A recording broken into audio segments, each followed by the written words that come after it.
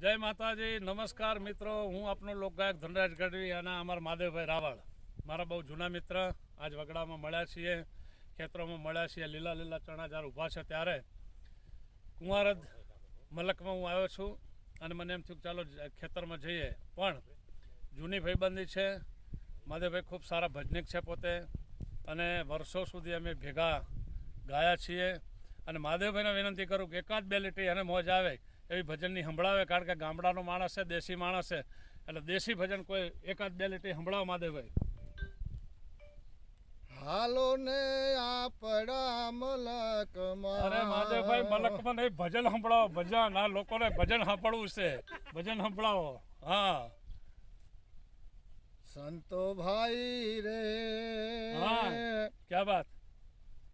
સમજણની એક વાત. સંતો ભાઈ રે, સમજણની એક વાત. રામ રામ કરતા જેનો એ હૈયા હલે છે રે. રામના ભજનની રે હવે લહેર્યું લાગી રે. વાહ ભાઈ વાહ, કેવી લહેર લાગી ભજનની. અને અમે બે ભેગા હતા ત્યારે ઘણી વખત મને એક દેશી ભજન મહાદેવભાઈ યાદ આવે. અજરાજરિયા ન જાય સંતો ભાઈ મારા, અજરાજરિયા ન જાય.